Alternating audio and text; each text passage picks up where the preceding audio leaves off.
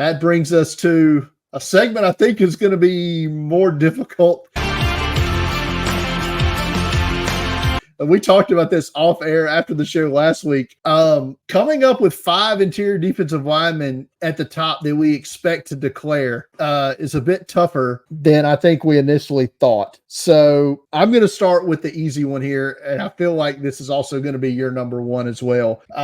Number one at the top for me is Illinois defensive lineman Jerzon Newton. He was my number one to start the season. He's my number one now. He's just got the pass rush presence on the inside, tackle for loss machine. He's just a powerful stud, 6'2", 290. I think he's a potential top 15, if not top 10 pick.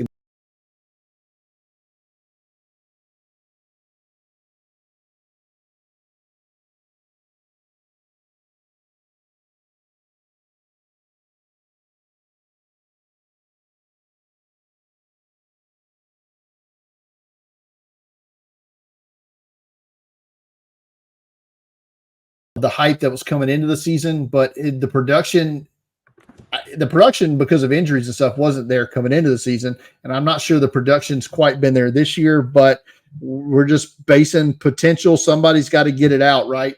And that's Mason Amazon Smith from LSU, 6'5", 316, third-year player. I think is going to enter the draft. He's a guy that I'm just going to go with here at 2 because, as we're going to get to later, it gets dicey. Yeah, he's my number 2 as well. Mason Smith, the production hasn't been there this season, but I think the athleticism really comes through. I think we could see a late surge for Mason Smith, and he's still in that first round conversation when you're 6'5", 316 and moves like he does. It's like, oh, we can make this guy work. So yeah, I think he still comes out. Number 3 on my rankings is going to be different from here because as we talked last week, and I deferred to you because you're the Ohio State guru. You don't think Tyleik Williams is going to come out in this draft class, so I'm leaving him off my board.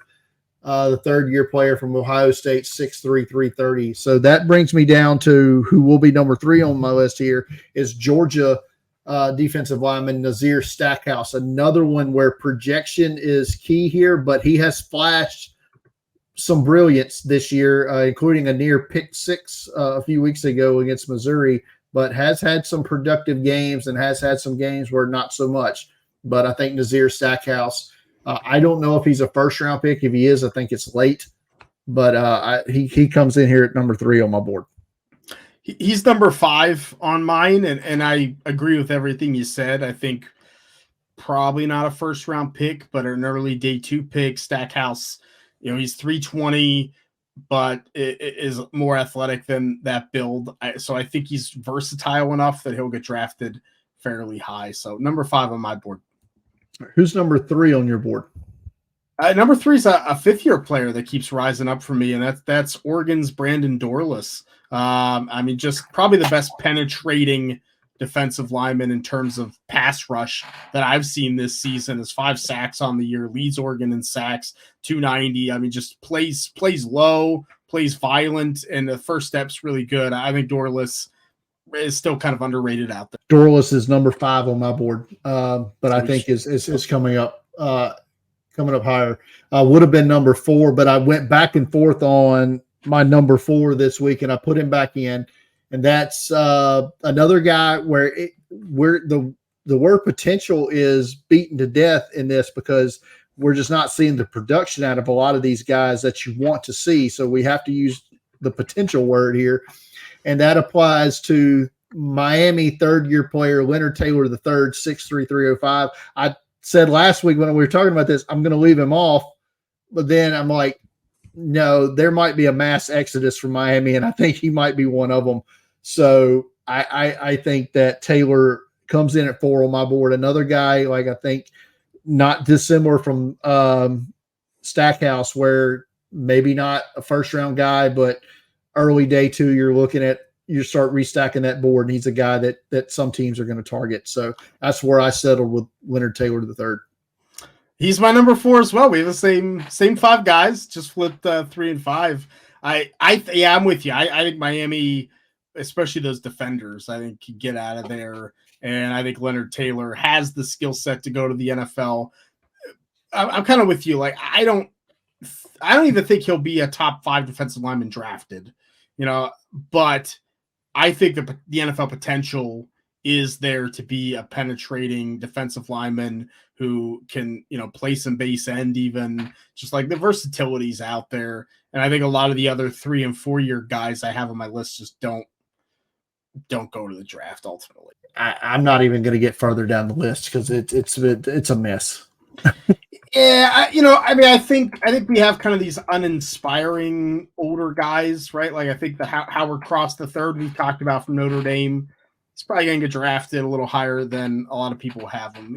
Rook Horo from Clemson, he probably will do decently. Tavondre Sweat from Texas, but yeah, I mean, it's is Sweat the best like pure nose? I think so. I think if you don't consider Stackhouse a nose, then I think Sweat is the best pure nose. That's a good way to put it. Okay.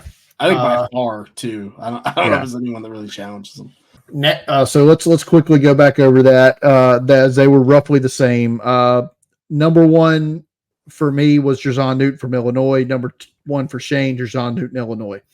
Number 2 for me, Mason Smith, LSU. Number 2 for Shane, Mason Smith, LSU. 3 for me, Nazir Stackhouse, Georgia. Number 3 for Shane, Brandon Dorlus, Oregon.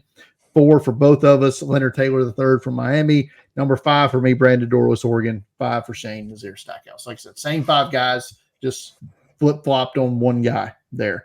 Next week, Shane, we're going to look at linebackers, and I'm going to go make a bold prediction here that at least 1 or 2 of the guys we're going to talk about next week will not be drafted in the first 2 days of the draft just because of position value at that position. Now, I think we're going to see a couple of guys that we talk about next week are day 3 picks.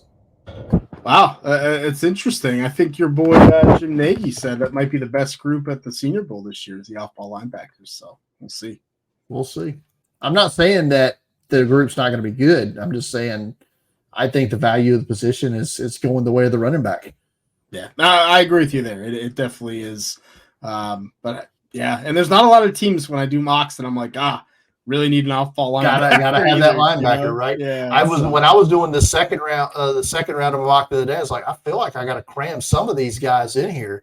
Like I was at pick 64 and still had Jeremiah Trotter sitting there. I'm like, well, hell, his dad played for the Eagles. Let's put him on the Eagles. I love that. I always love doing that.